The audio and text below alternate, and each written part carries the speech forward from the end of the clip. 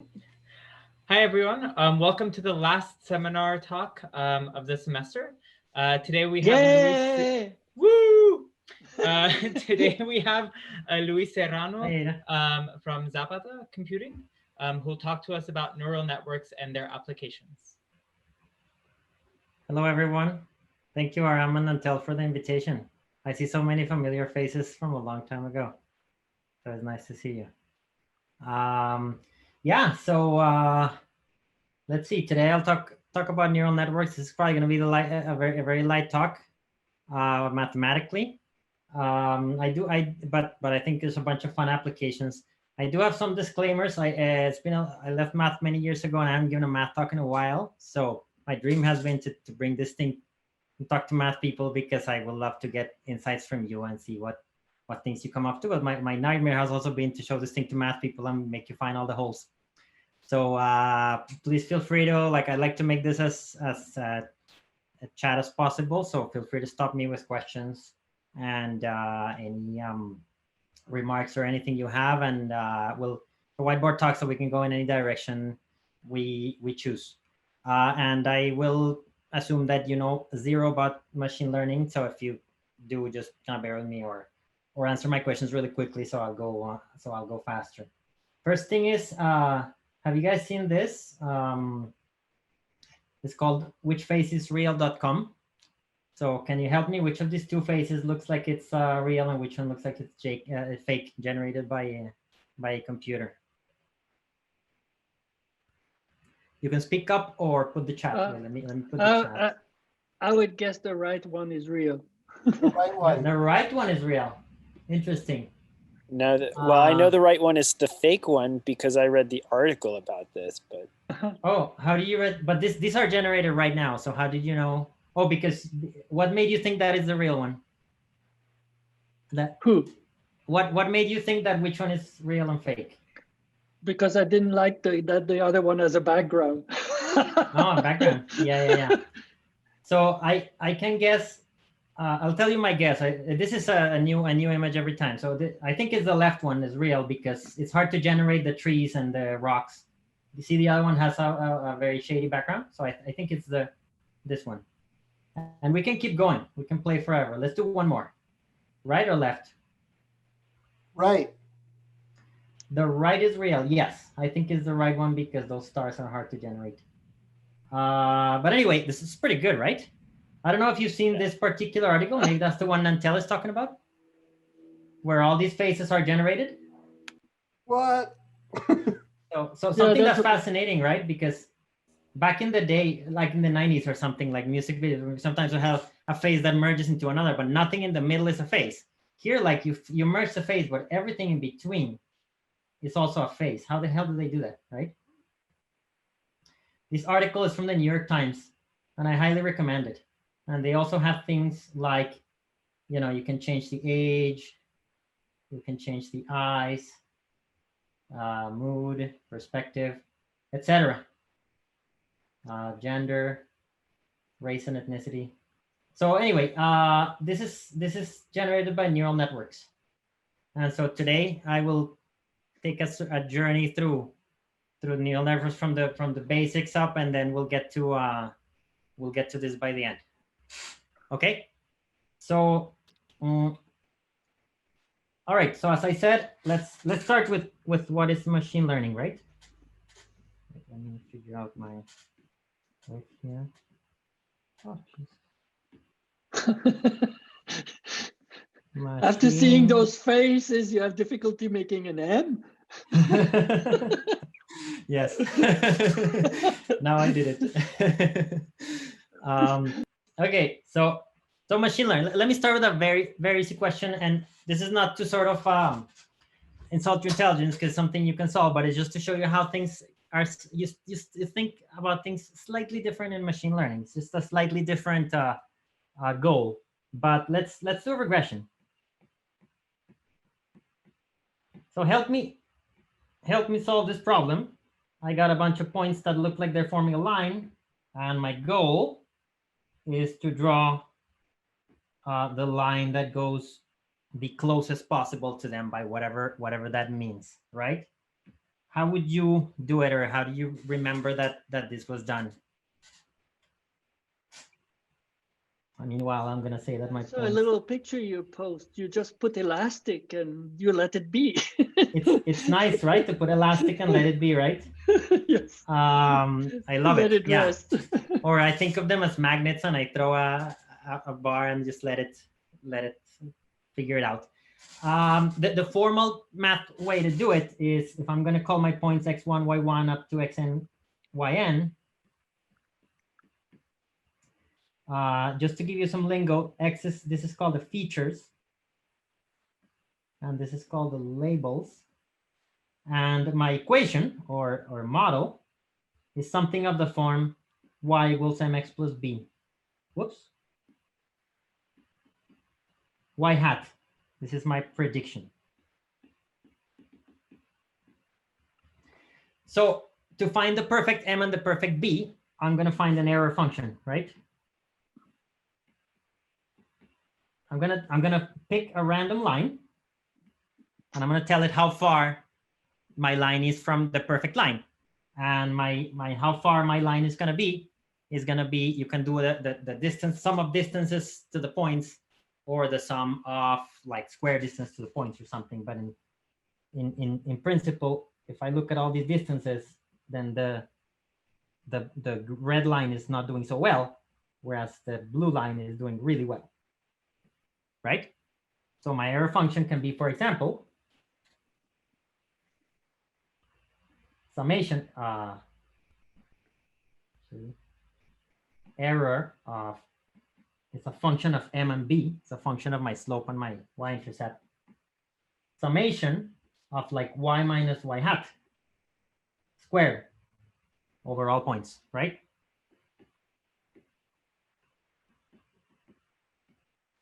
Correct.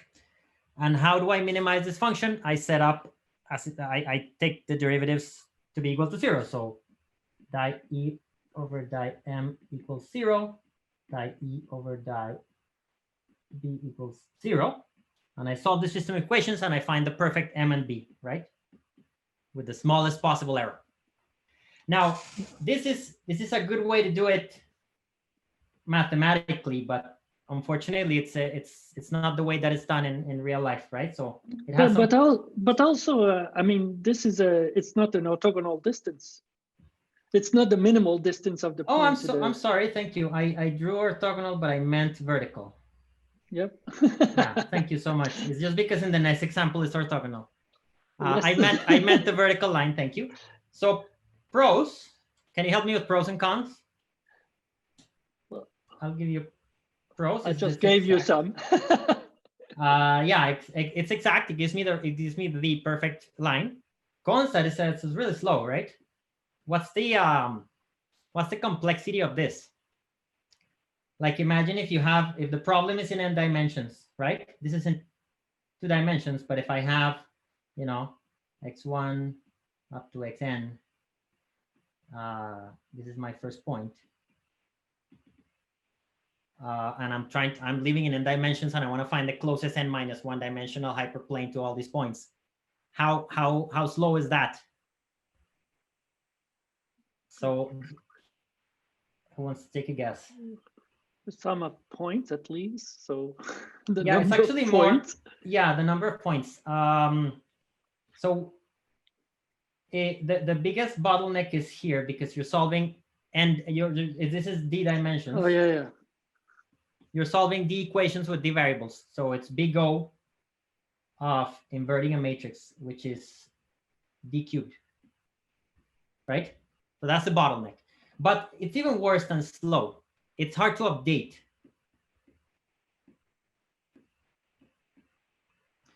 Why is it hard to update? Because if a new point comes in, I have to restart my algorithm. I have to recalculate the whole thing, and that's terrible. Imagine if these are hits on a web page, right? Like every time somebody goes on like Google or Netflix or something, you get a new point. You can't recalculate every time. You want to just move it a little bit, right? So the idea is that I want something that I don't really care anymore if it's exact. Exactness is the first thing we throw out of the window. But I want something fast and easy to update. So let me give you a really a really stupid way to do it, right? So, so this was method 1. Wait, I missed something. Is D equal to N? No, I have n Wait, what is points. the- I oh, have, n? yes, thank you. I for the clarification. I have n points and D dimensions. Ah, okay, thank you. So yes, if n is huge, it's big O of n. But if D, big O of D cubed is a bottleneck there. But actually, it's a good point too. If n is huge, can I do something better than big O of n? Like, can I, is there a possibility? And so let me give you the stupid solution, right? So, so solution 2. I'm just gonna do an algorithm like this. I'm gonna start with random slope and intercept, right? So I have my points, and I'm gonna start with some random line. Okay, and please don't laugh at the solution. I'm gonna loop. So while, and I'm not gonna specify while what. While forever. Well, while as much as I have computing power too. I'm just gonna pick a random point.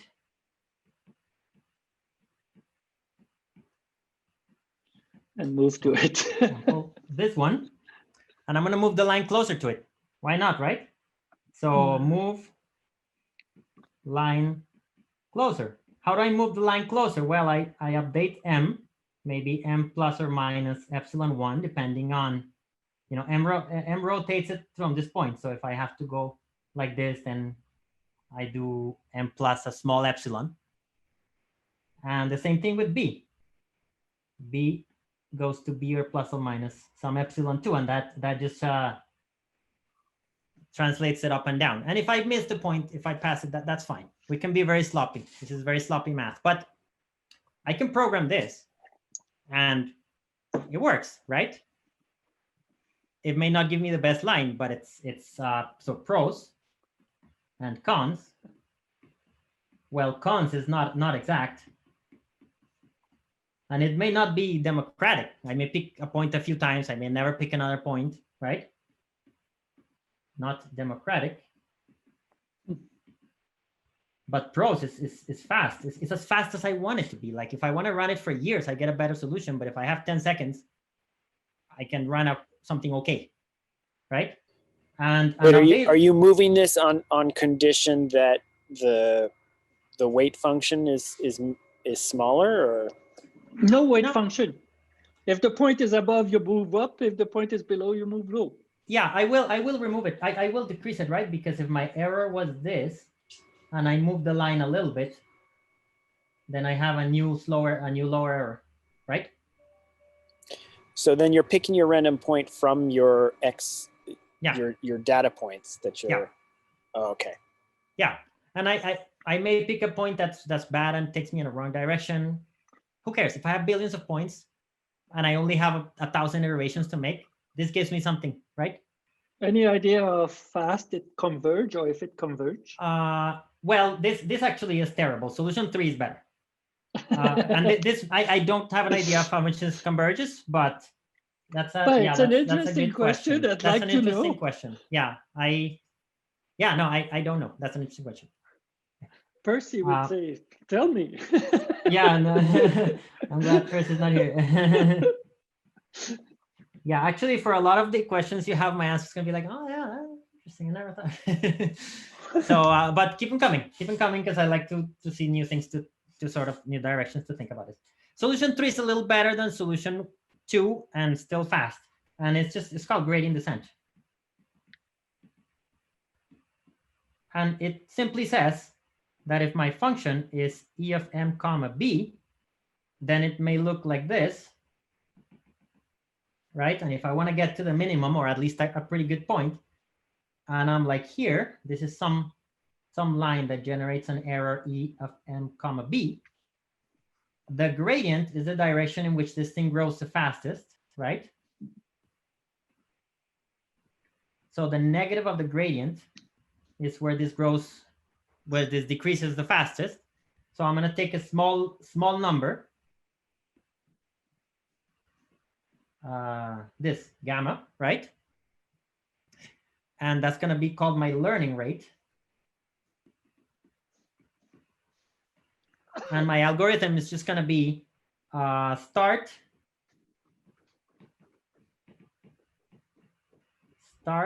with random M and B, and then while we can decide what we want by while, but the idea is that I calculate the gradient,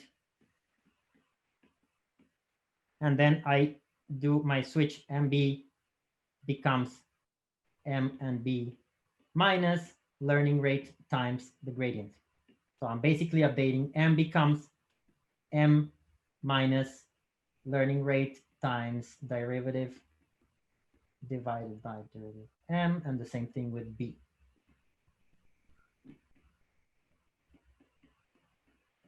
So that's a little better than this one, right?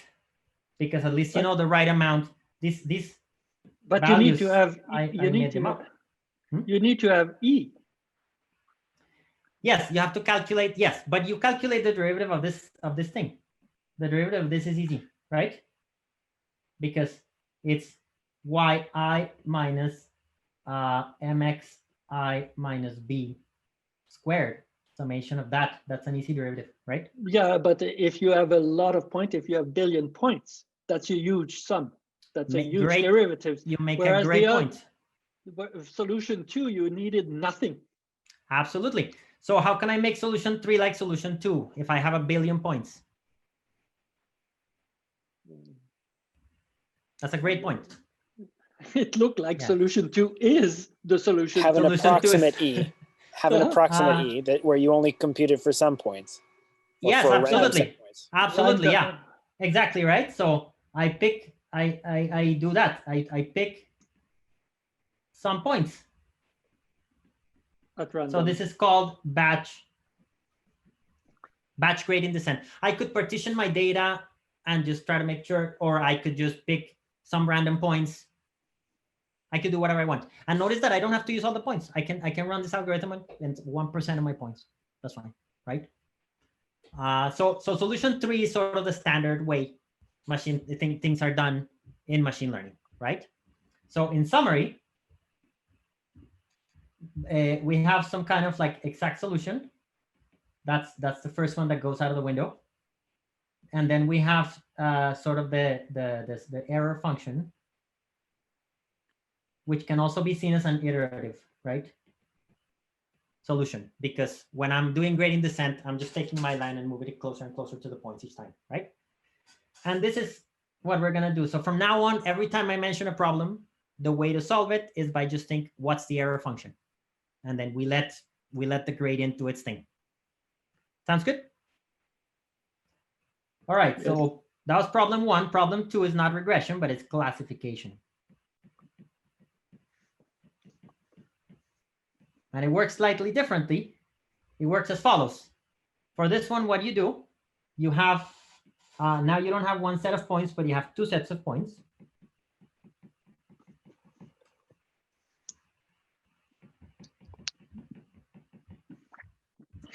And the idea is to find the line that separates them best. What do I mean by best? Let's come up with what I mean by best and solve it that way.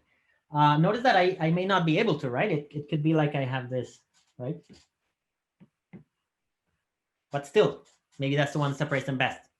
Sometimes it's debatable, but how do we solve this problem? How do we, and we now only need an error function, right? How do we solve this problem? Any ideas? For an error function.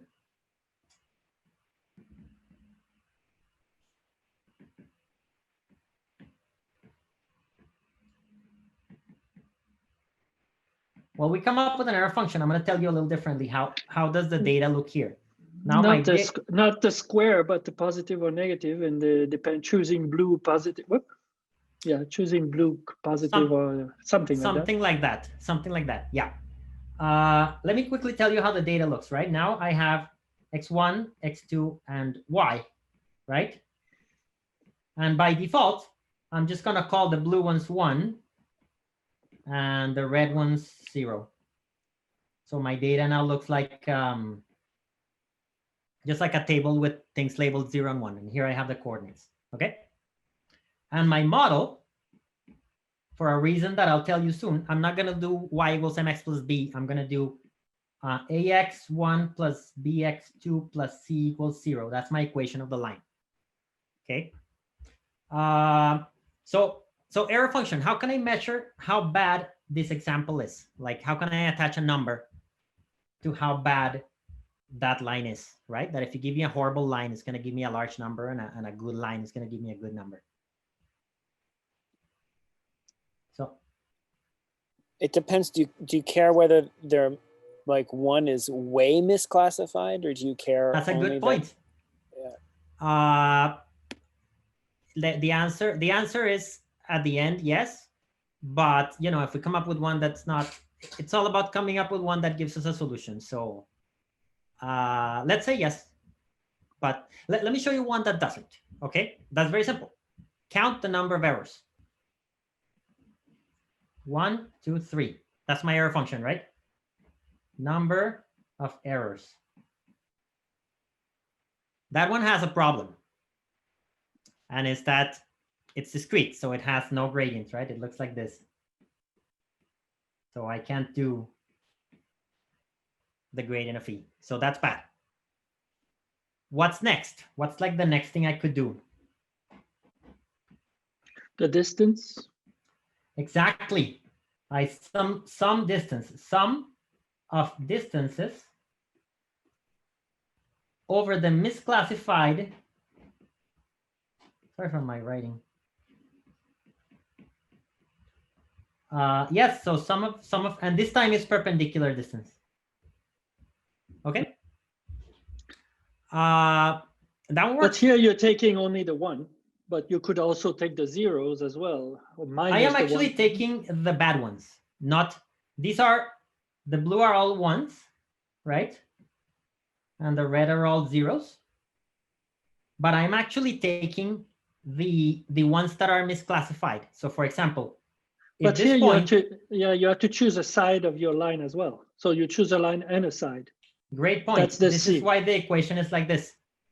Because this equation is not just an equation of the line. It gives me a blue side and a positive side and a negative side, right? Because when I have a line with equation ax1 plus bx2 plus c equals 0, right? Then this is in positive side where ax1 plus bx2 plus c is bigger than 0. And this is my negative side where ax1 plus bx2 plus c is less than 0. So this carries more information than just a line. It's a line with defined sides, right? That's why I want that instead of y equals mx plus b. And so basically, where was I going with this? That if a point is misclassified, which means that if it's a red point in the blue area, some of them will be, let's say maybe this one, but this one's fine. And then this one's misclassified. Like I only add on the misclassified points. The classified points create 0 error, and the misclassified points create the distance, right? And that works. There's a slightly better one, and you'll realize it as soon as I tell you how to calculate the distance from a line to a point. So if my point is P comma Q, the distance, does anybody know it? I actually had to look it up. So it's this distance is absolute value of A P plus BQ plus C divided by square root of A squared plus B squared. So this is hard to differentiate, but if I remove this, the denominator, I still get an error function, right? Because the farther you are from the line, either the bigger positive is this or the bigger negative this is. And this is 0 at the line. So my perfect error function here is going to be summation over misclassified points of P comma Q, AP plus BQ plus C. That's an error function. That works. So we can do gradient descent on that. And the iterative step is going to be something like, if a point is correctly classified, you don't do anything. But if it is misclassified, you move closer to the point, because eventually you kind of want to pass it, right? So that's the idea. So everything can be turned into iterative. And so when I teach stuff to people who don't know math, I just don't mention derivatives. I just mention the moving lines around and so forth. But some other things to take into account, and it's that what is the prediction? So I remember that in the first one, my prediction was this equation.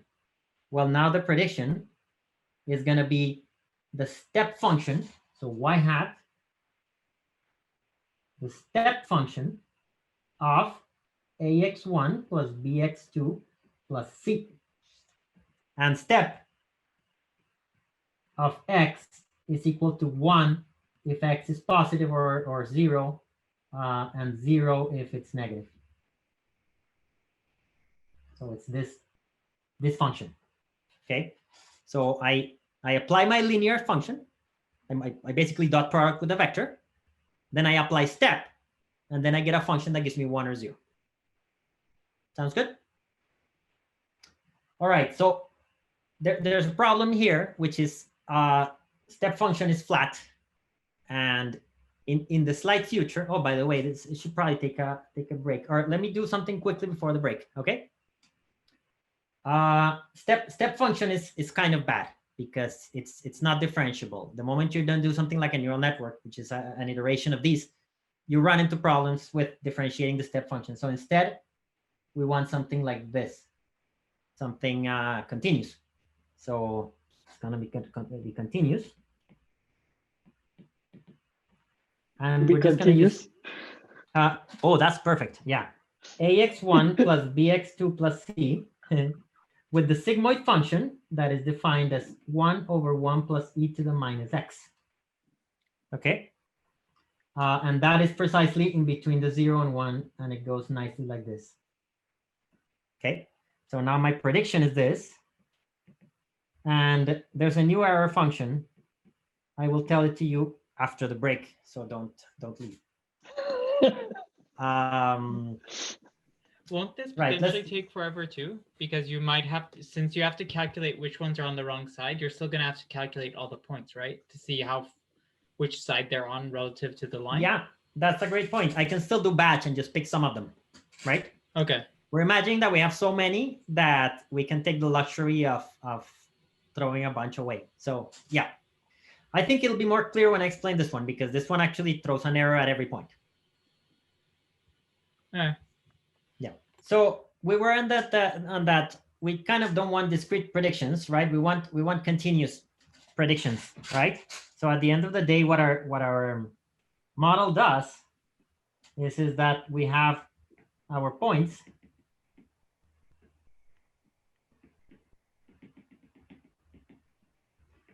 and we draw the perfect line, but now the predictions are something in between 1 and 0, right? So like if our table is like this,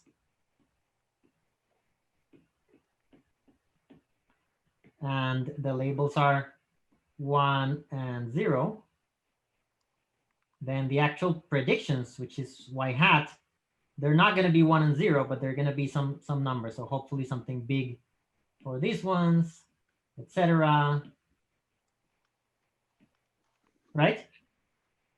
And the way it works is that everything on this line gets a prediction of 0.5, and then you get things like 0.6 here, 0.7, etc. You never really get a 1.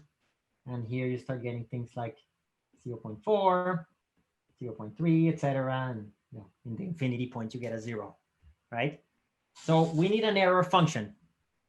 Any ideas? Orthogonal distance? orthogonal distance. Yeah, that's the one we did here, right? For the discrete case. Oh, you're talking. Sorry, I thought you meant like for calculating the points. Never mind. Yeah. So let me tell you Well, one. you just add Wait, up those go ahead. values, no?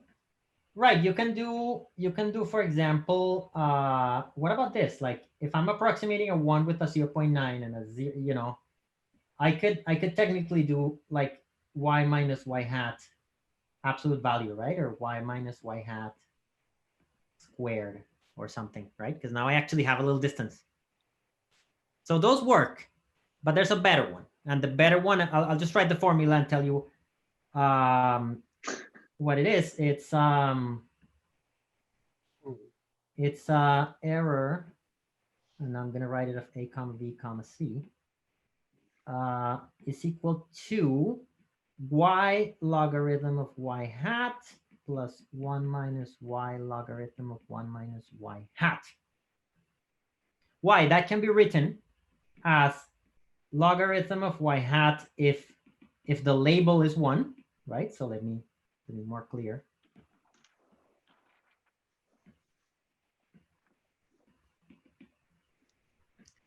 And logarithm of 1 minus y hat if the label is 0.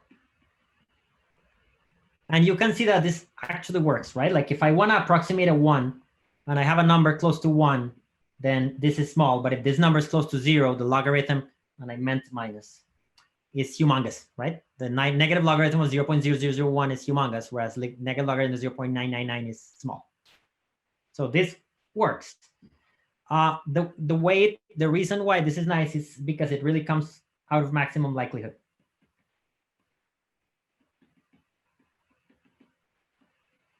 What do I mean by that?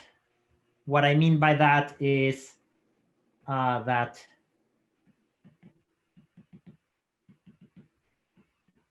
if I want to create a good model,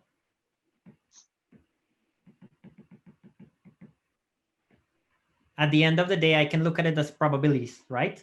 So for example, this model will generate will color my points with a particular probabilities, right? So if the model, for example, the prediction here is is 0.8, then I'm going to say that I'm going to color this point with 0.8 probability blue and 0.2 probability red, right? So these ones have large probability of being the color they are. These ones don't, the points that are misclassified. But if I assume everything's independent, I have a product of probabilities, right? And if I want to maximize, if I want the model that maximizes those probabilities, then I want to maximize a product. But instead, I take the logarithm of the product because I don't like big products. I like big sums. And I get something like this. Okay. Long story short, the error function is the logarithm of probability. It's the sum of logarithms, and that's, you know, that's the sum that is attached. Okay. Does that make sense? Okay. So that's the new error function. Okay. And now why did we go through all this pain? And the reason we went through all this pain is because we want to get to something more complicated, because life is not linear, right? By the way, everything I do here in 2 dimensions, imagine it in D dimensions always, right? Like I'm trying to find the plane that splits my 2 classes of data in best possible way, or the hyperplane, etc. But I'm just going to draw in 2 dimensions all the time. Imagine if my data set is something like this.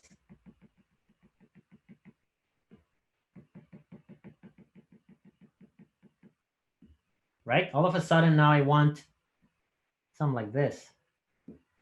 So any ideas of what could I do? How can I approach nonlinear data sets? Any polynomial. Exactly. Parabola.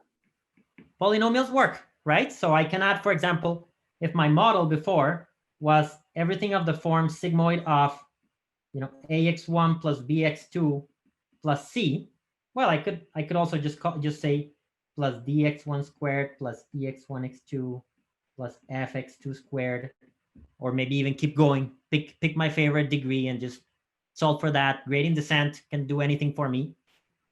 So that's not a bad idea, but that's slow. Actually, that doesn't work as well. what we really want is something called neural networks. And neural networks is like a very sloppy, very fast function approximator. And it works in the following way. So the previous, oh, by the way, I never told you what this thing was called. This is called logistic regression. The linear one with a sigmoid activation function. And this object is called a perceptron. What is a perceptron? Well, if I have the line with equation ax1 plus bx2 plus c equals 0, I'm going to write it like this just for fun.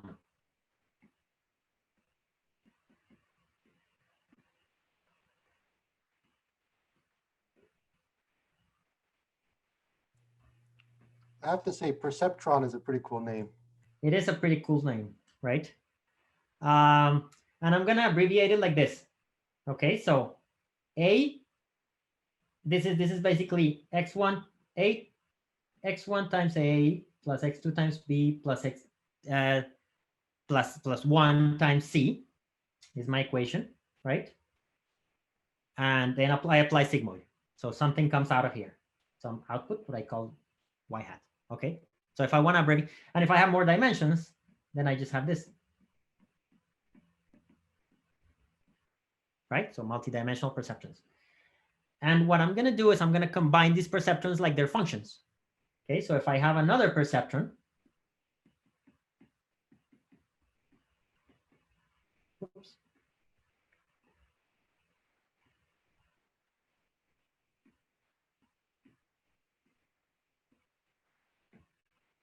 D, E, and F, then a third perceptron. And I'm going to call these variables, for example, H1, H2, and 1. And this becomes, right? I can combine them. I can plug them in. This is like little brain cells. It's called neural network because you plug brain cells into brain cells and you create a big brain, right? So if the output of this one, I bring it into here, the output of this one, I bring it into here, and then I apply another one, then I have what's called a neural network. And that's going to be like combining my two lines, right? In some way, I imagine it as like combining my two lines. I want, if I have P, Q, and R, then I want P of this line, and I want Q of this line. So at the end, you'll be able to bound. The only thing that matters is you're bounding nonlinear regions, right? And so you have a lot of flexibility. And I can write this nicely if I just like this, right? Like this is my first perceptron is this.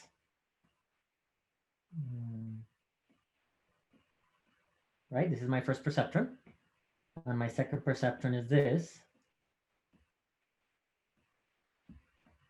And I join them into the third perceptron with my 1 here, right? Is that clear? It's a composition of functions. And my function is a linear combined with a sigmoid. And so it's a little bit like a matrix multiplication. So my neural network will, in general, will look like this.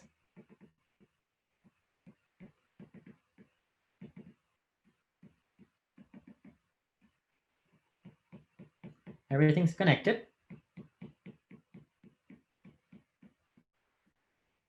And an answer comes out. So my data comes in through here, and my answer comes out. And how do I train it? Well, every single one of these edges has a weight, right? Maybe this one is called W1 ij, W2 ij, etc. And this is a humongous function on all these parameters. My error function is the same error function that I used before. It's on all these parameters. I can find the derivative with respect to all of those. I can find the gradient using some kind of chain rule. I use that to update. So all I need is my error function. Error function is the exact same as we used in the one perceptron case. Make sense? Stop me if there's anything that's not clear. And now here's something interesting. This, as I said, this is the same as matrix multiplication, right? Because this thing over here is like a dot product. So if I do these two, it's like I'm doing matrix multiplication, right? If I have m entries coming here and n entries coming there, then I basically have an m by n matrix, right? Composed with a sigmoid, entry-wise.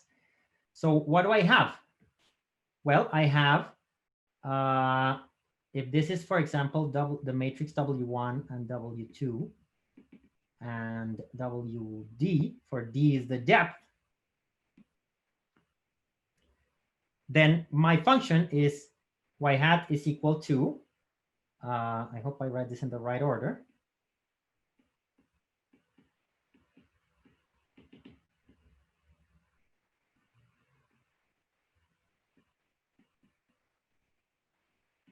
Of x.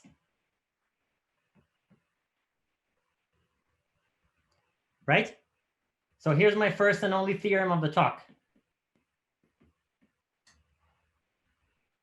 These neural networks are universal function approximators. So they actually, the space of functions that I get out of a neural network is dense in the set of continuous functions.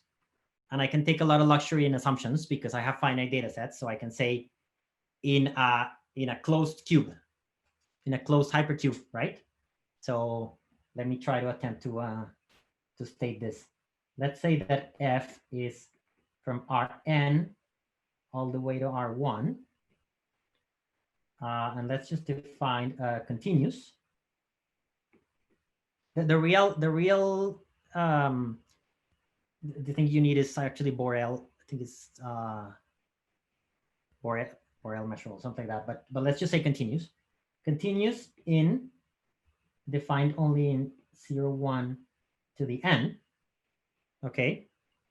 Then it can be, I can find a neural network so that, let's see, I can get as close as I want under the LP norm, any LP norm, right?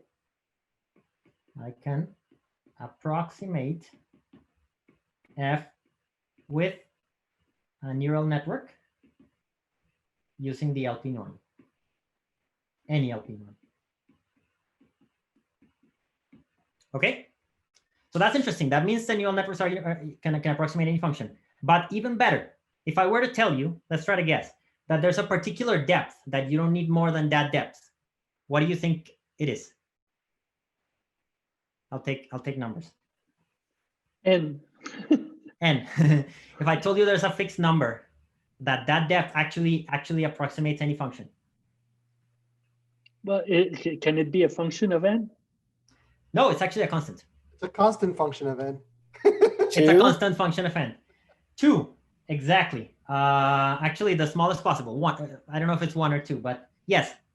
Basically, any function can be approximated like this. A matrix composed with a sigmoid composed with another matrix. Well, that's not very precise because, yeah, any function can be approximated by a line too, just not very well. Oh, no. No, as close as you Approximated want. is as close as you want under the LP norm. I didn't state, I'll blame it on me for not stating the theorem properly, but it's been a long time since I gave a math talk. So, but bear with me. It's under the LP norm. You must have another sigma to the left. No, I think you don't. How do you get a single value? I think you're right. Yeah. So actually, I have the paper right in front of me. 1 sec. I think maybe not. But it all depends. What is the convention? Because yeah, the convention is that this neural network, where I have n entries,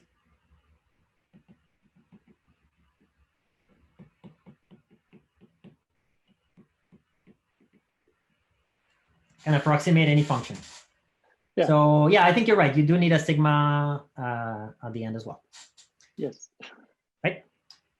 And so that is fascinating. It means that I only need one layer neural networks for any problem that I want to solve. However, but you have the middle layer is how big is the middle layer? Exactly. It's maybe not computationally feasible big. So I prefer to use a lot of layers.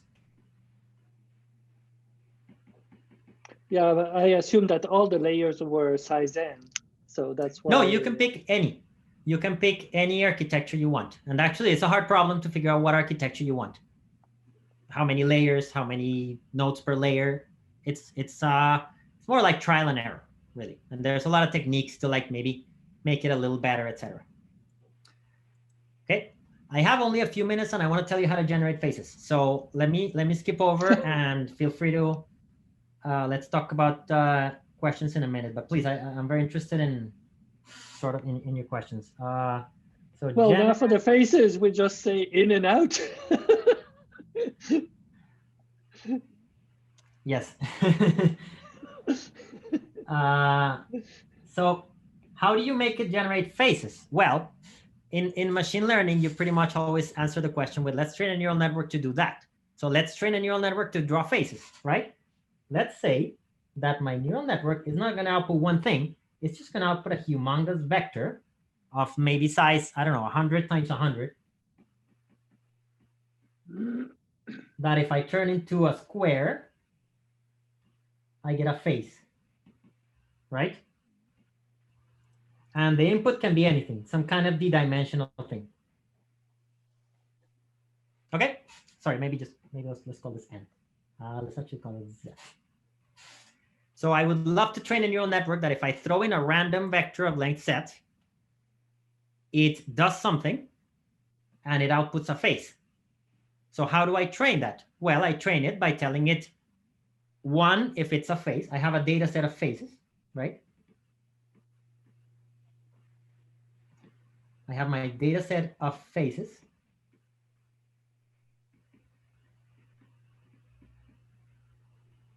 And I say, whenever I tell it in some way, if what you gave me is a face, then yes. And if what you gave me is not a face, then no. You know what I mean? However, how do we tell if something's a face or not? Well, the answer to everything in machine learning is we train a neural network to do that. So we train another neural network so that if I input a face, it says 1. And if I input noise, it says 0. Okay. And then you just plug one into the other. So you plug in what comes out of this into here. Let me be a little more specific. Okay. Let me see. Let me try to do justice to this. We have a data set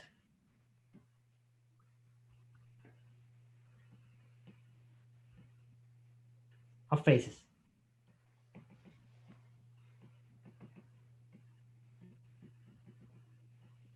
Okay.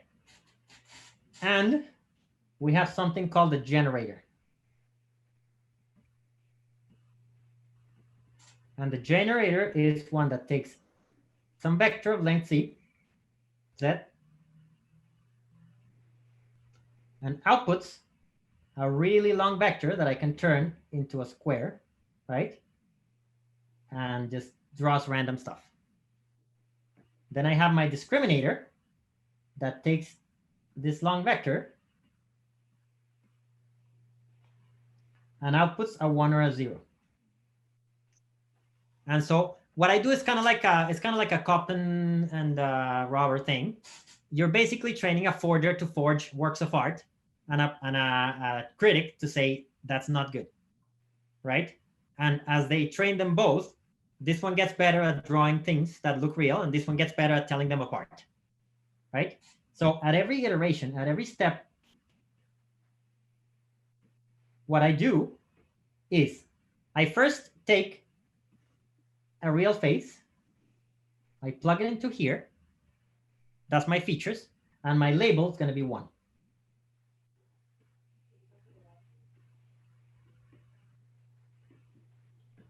Then I plug in a random vector of length z. I get some noise. I plug it into the discriminator. By the way, this is called a generator. Whoops. Discriminator, generator.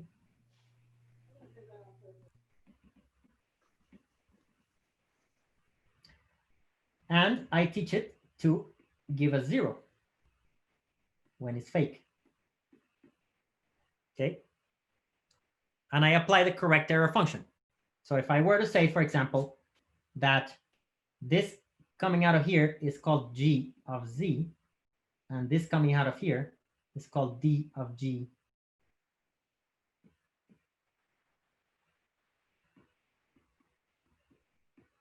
of Z, then I want this thing to be 1. Actually, sorry, I got a little confused. The discriminator wants D of G of Z to be 0.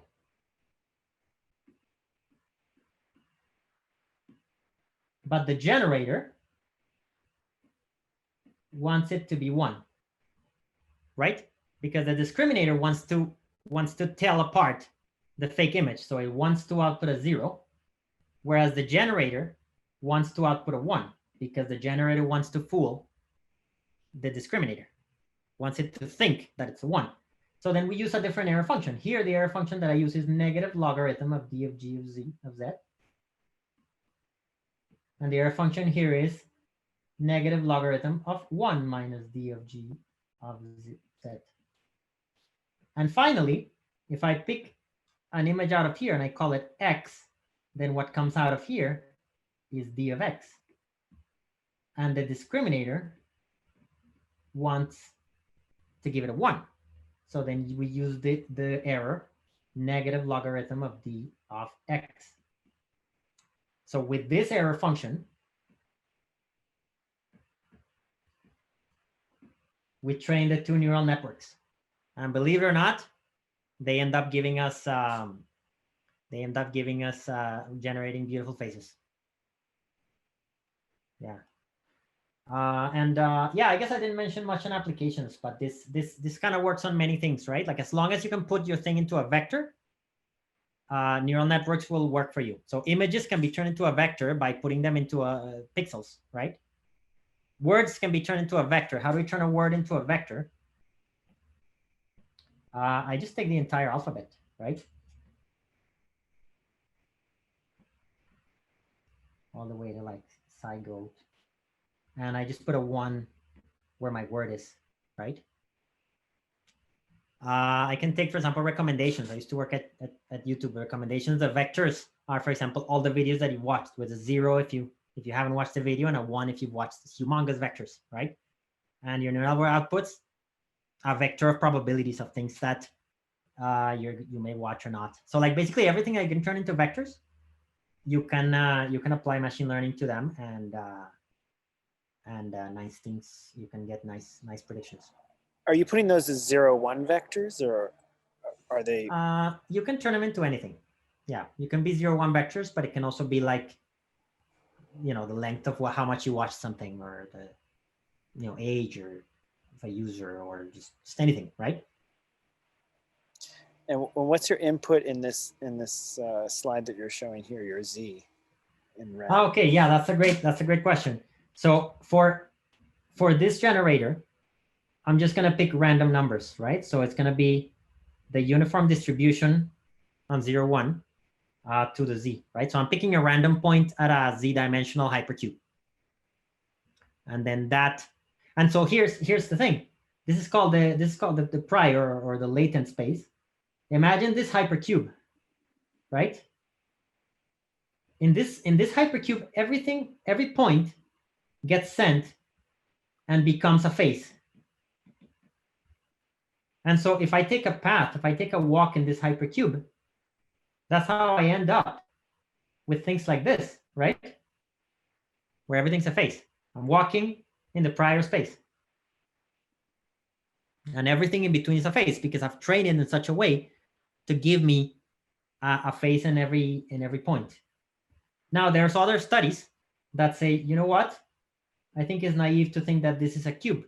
Maybe the real distribution is, maybe there's some kind of distribution inside the cube that is more likely to give you faces. So you can train a third thing.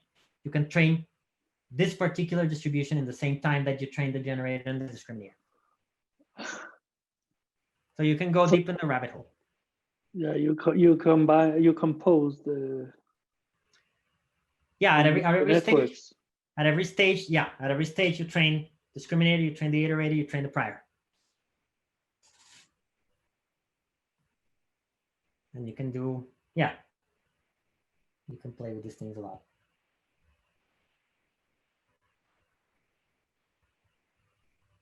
Yeah. How fast it's training now? Are what? How fast is training now? How fast does it converge? Yeah, I don't. I think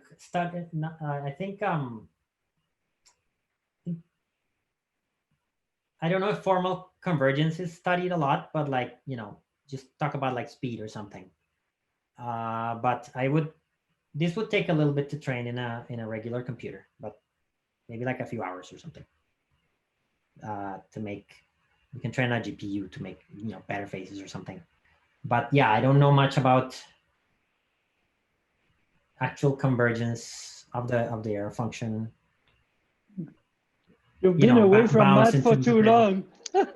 Yep. Yeah.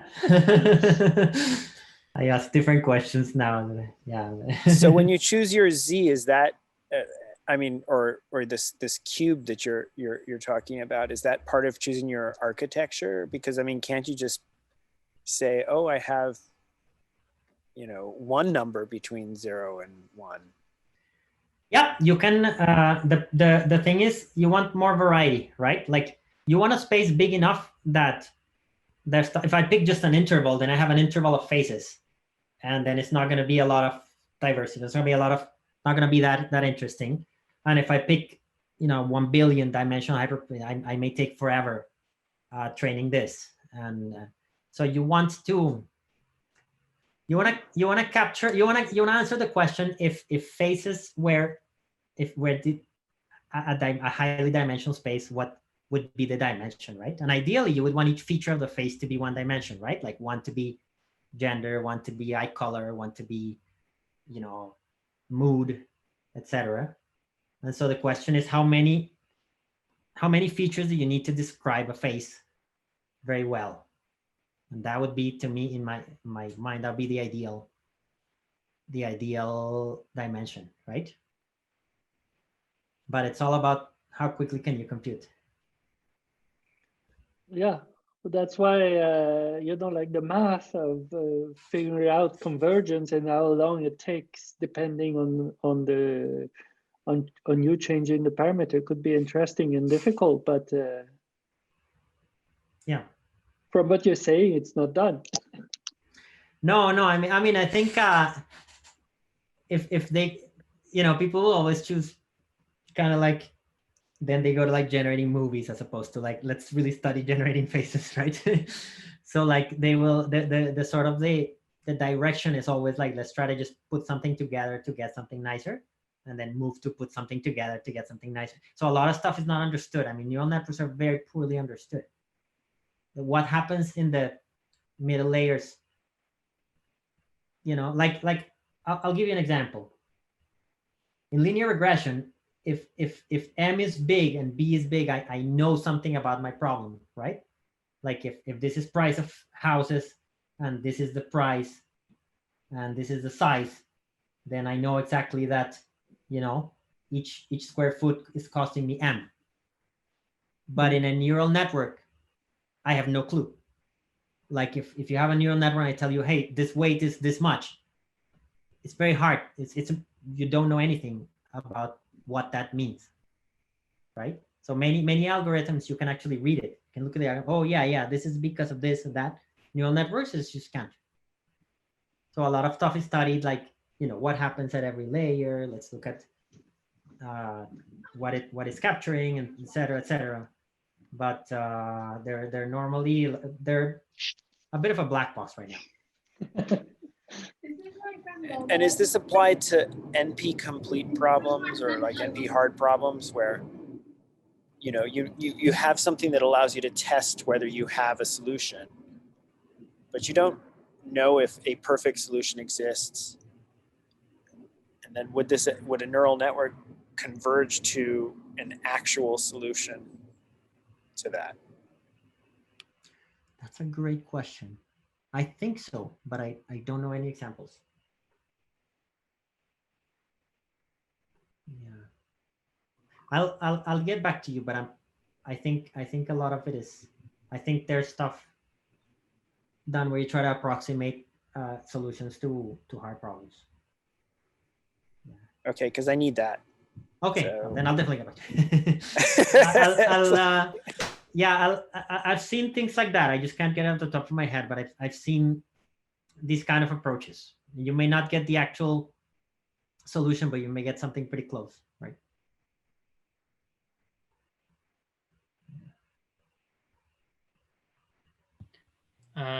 So I couldn't. Are you done with the presentation or? Yeah, I'm Is there- done. Yes, I don't Okay. have a thank you slide. but Um, thank you. No, it's okay. I just wanted to double check.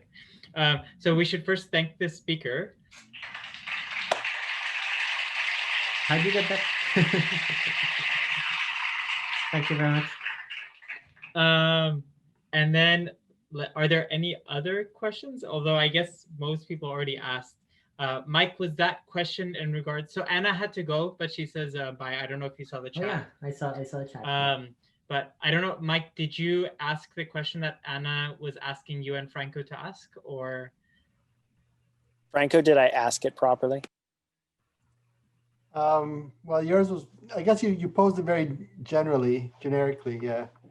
But I mean, I guess just in general, like, you know, in combinatorics, we have lots of problems where you have a bunch of combinatorial data and you want an answer. Like even just terms of combinatorial statistics, right? Yeah. Like, is it possible to use? Let's think of one. Like what would be one problem?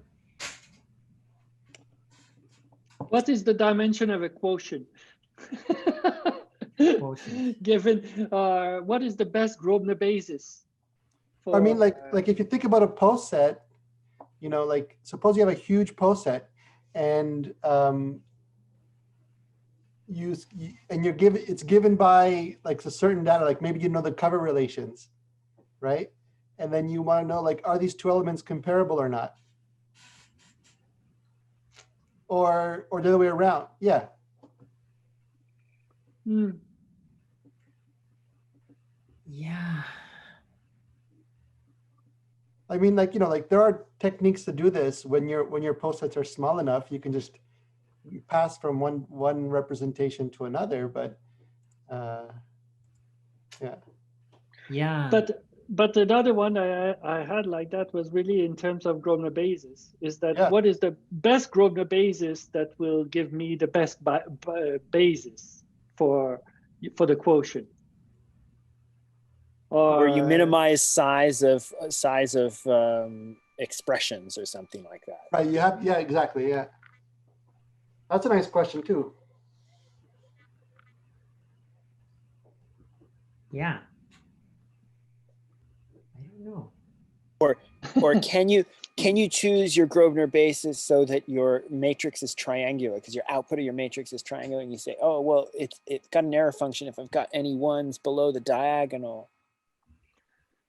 So Okay, that his you can do. answer, Yeah, that you can do. his answer is really, you have to think, can we encode all that information in a vector?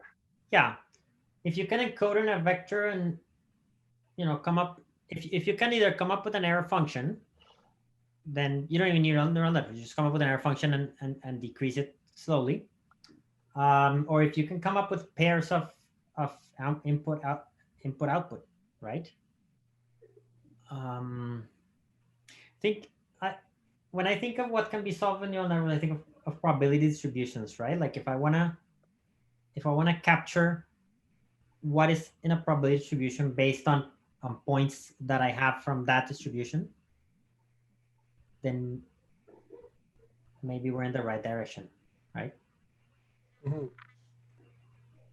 I guess one of the things, I guess the question is like, what kind of input and output? Like what kind of data do we have to give a neural network when we have, when we're coming from combinatorics? So one answer seems to be like, if you can encode stuff in a vector, that might work. Another thing is distance, right? Like if would similar vectors give you similar answers? If that's the case, then you have a hope, right? But if it's something that I can change something very small and the answer dramatically goes just from yes to completely no, I would have less hope. Okay. See, there are plenty of problems like that, like the graph isomorphism problem, right? These things, they look, I mean, to a human eye, they look isomorphic, but you're like, how do I actually tell there is an isomorphism? And you start trying to match vertices and paths, and it takes a long time. It's NP hard to do that sort of calculation. Yeah. But you just try and, you visibly they look the same. And certainly if I were doing my quick test, yes, but if I'm doing my hard test, and you have to ask a long calculation to say, nope, I've run through all possible isomorphisms.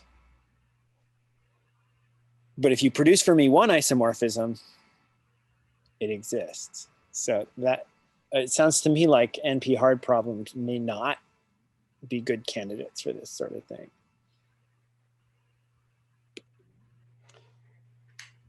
Here's another I guess question. So when you're approximating this surface, right, like you're approximating some surface in your space that kind of like separates it into your good side and your bad side. Yeah. Is there a way to put like conditions on this space? Like, so suppose you want to find a polytope instead. Oh, I see. So I guess, like, I guess if you can approximate any surface with a polytope with enough sides and whatever, but I'm saying, like, suppose you want to find like a nice polytope. So you want to encase your data points with a polytope? Yeah. Or a polyhedron, like if it's a cone or something. Yeah.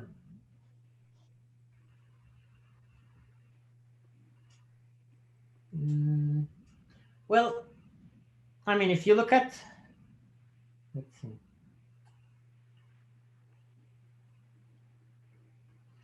I mean, if you think of the last layer, right?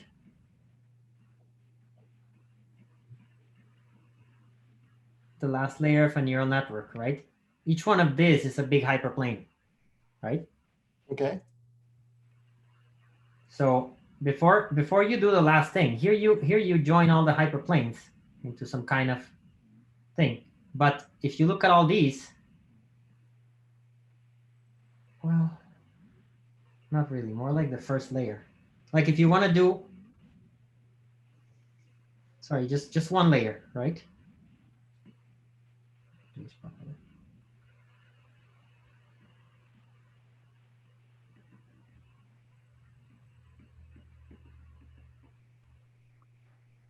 If you do just one layer, each one of these is actually a hyperplane, right? Okay. Now you merge them with this weird sigmoid function and you get a big surface. But before that, you have a bunch of hyperplanes. And so maybe you can look at this layer as a hyperplane arrangement, right? That's kind of cool. Yeah, or maybe you can just forget about this layer and just look at this one. I mean, you can think of this as an embedding in another dimensional space, right? Like you can think of this as like your data comes in here in dimensional and comes out in a different dimensional space. And what a neural network does is it kind of like moves things around so that similar vectors end up in similar places, right? And by similar vectors, I may actually, depending on what I want to train, I may mean something different, right? Like for example, function, right? If I have two images of this two faces of the same person, they may be completely different in terms of pixels, so they may be a completely different vector. But if I train my neural network properly, I could get the last layer to give me an embedding in some dimensional space where these 2 points are super close. Right? That's what they do. They bend the space. They do a linear transformation, then bend it, linear transformation, bend it, etc. Actually, maybe something interesting that you might find interesting, because tropical geometry pops in. And it's that instead of the sigmoid activation function, you use something called a ReLU. And ReLU is simply X if you're positive and 0 if you're negative. And it just looks like this.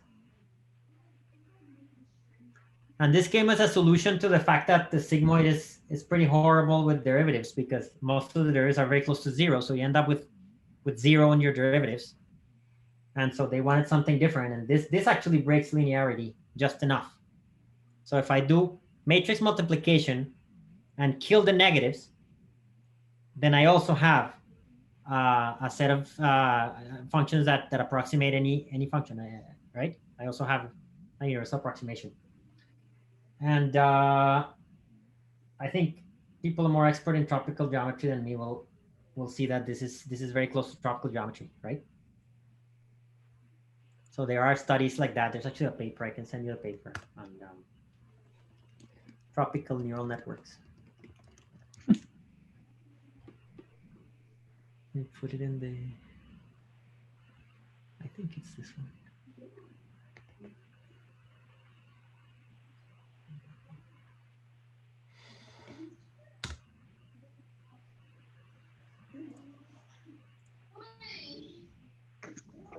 So that's something we want to check out.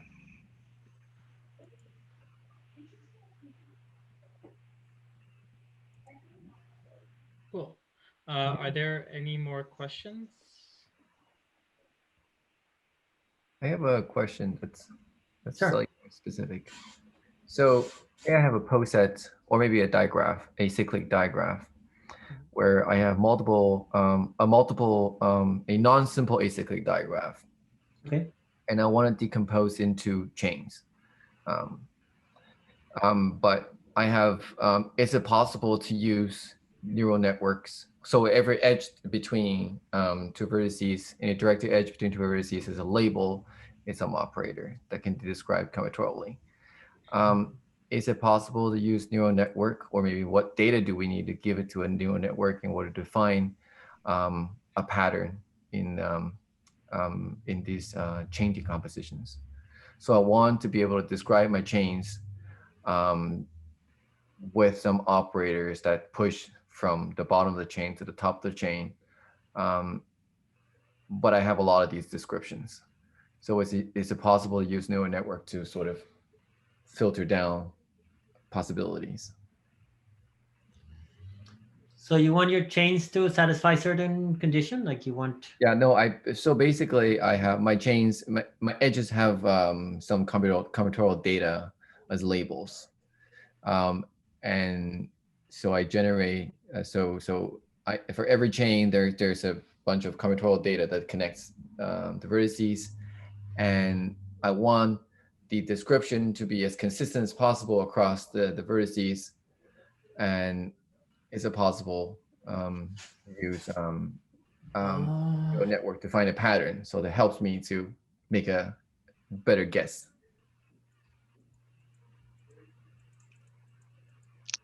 Yeah. I'm not sure. We'll I don't see it. Okay. But maybe. Yeah. Fair enough. If it were that easy. Yeah. Kelvin, I would say use your own neurons. I have been trying it for the Your past. neural network works. No, I mean, yeah, it would be interesting. I have to think about it. To be honest, yeah. To be honest, I've never just thought about solving these kind of problems, but it'd be interesting to think about it. I'd love to meet in person with anybody and throw some more. Yeah, I kind of feel like this is like it generalizes in some sense to like you compute stuff and you have lots of data, but you want to somehow extract a nice answer from this. Yeah. Right? Like you have lots of different solutions, but you want one nice solution that you can describe easily. So like how do you do that? Like, is there a way to do that using machine learning? Can I look at data and say like, oh, here's some nice patterns, or here's some nice things you might want to consider? Or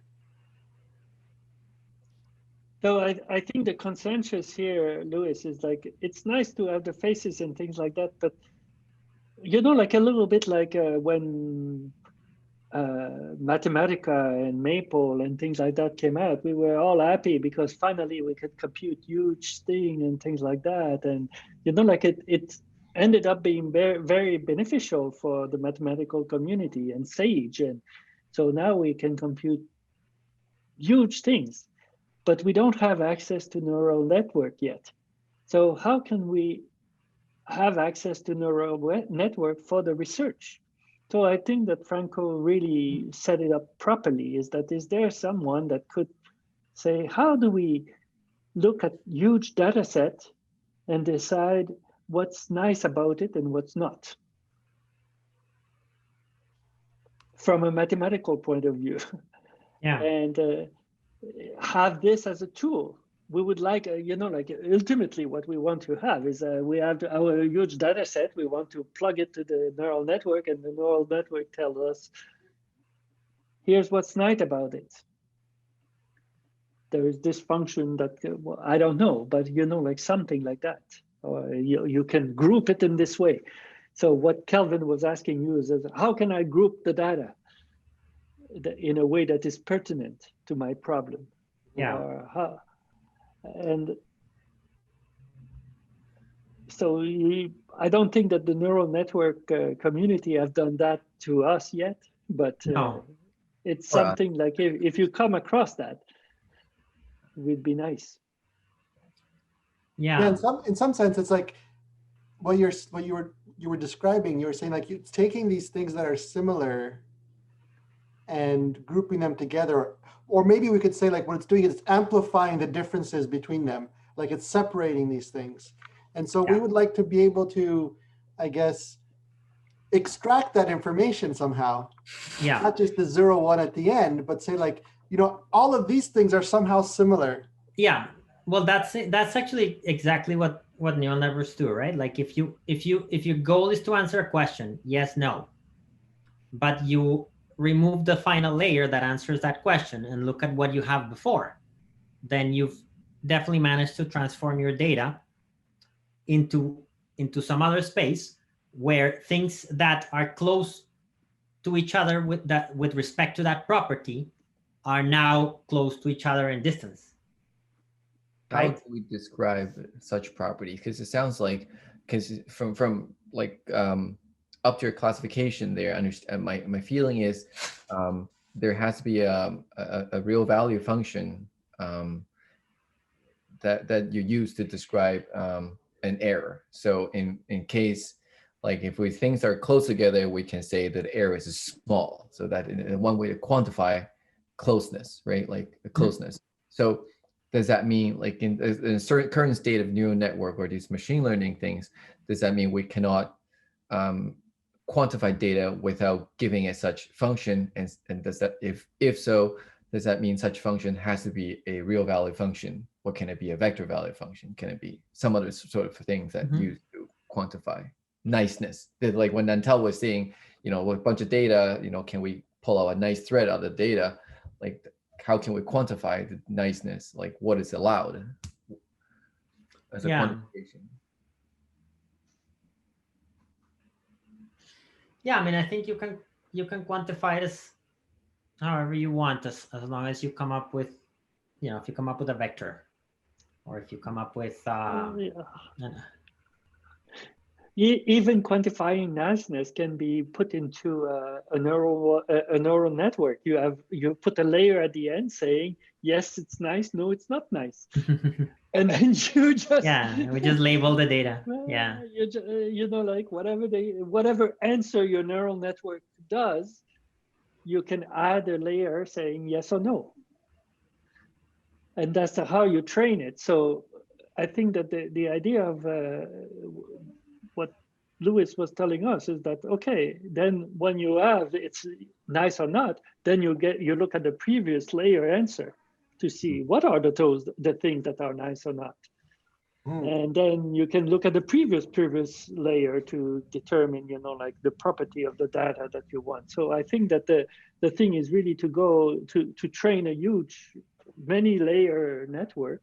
And at the end it says yes and no. And then the work would be to go back to analyze when do we get yes? And then, oh, it's for that, for this, for this. And then what do we get for this, for this, for that? Then we look at the previous layer. And then I think that this would be a nice way to do research. If we can just feed stuff like this, it would say yes or no. Yes, look at that. No, don't look at that. And all the no, you ignore. The yes, you look, and then you look at the previous layer to determine, okay, why did you say yes? And and so on and so forth. That would require huge training, but training the network, I mean. But once the network is trained, it could be quite interesting what you get out of it.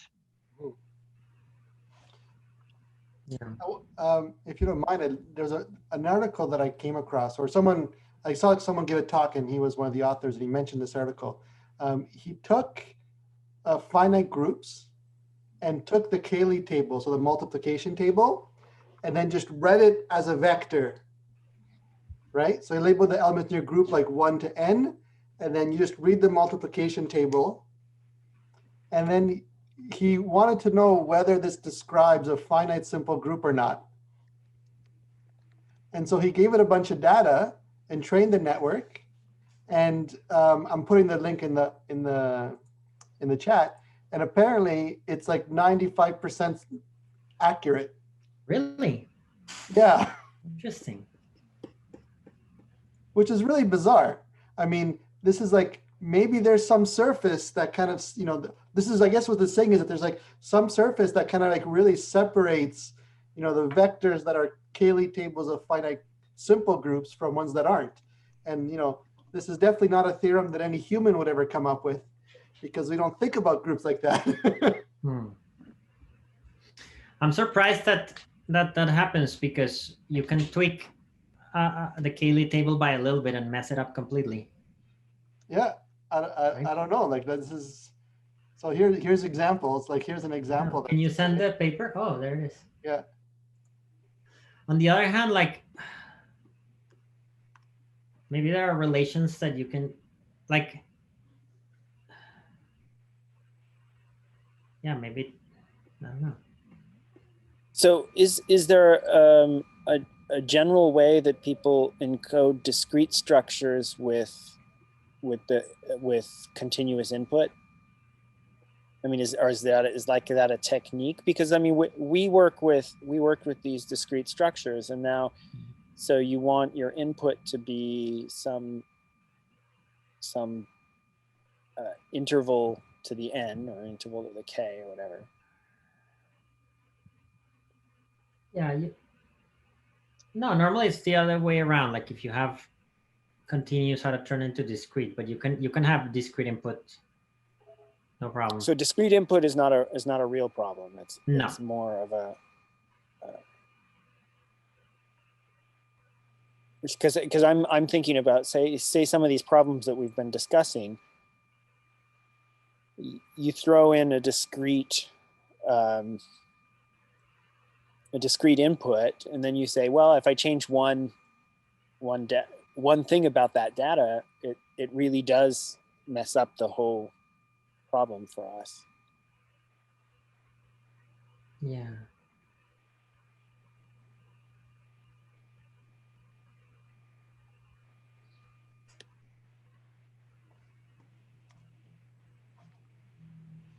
Cool. Like, okay. Yeah. So I think just like fun remark, if you were to describe things as a distribution, then maybe you have a hope, right? Like if you have all the points that you want as a distribution, then as a probability distribution, maybe you have a hope of solving it that way. But if that's not the case, then no. But anyway, we can end if you want to. Are there any other questions? I guess, do you have any recommendation for these, like learning these things for mathematicians? Yeah. Book.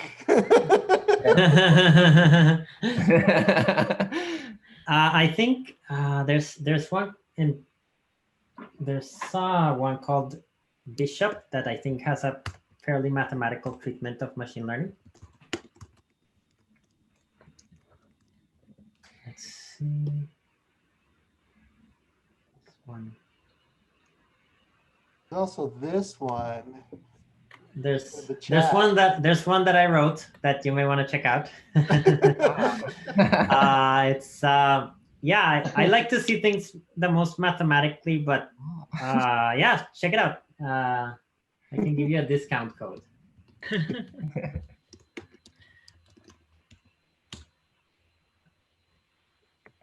So yeah, but it's not going to answer those questions that you have because I don't have the answer to. Okay.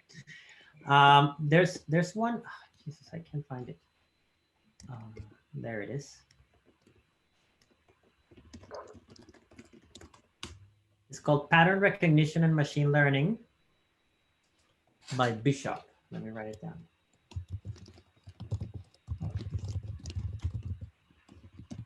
Something's not working in my keyboard.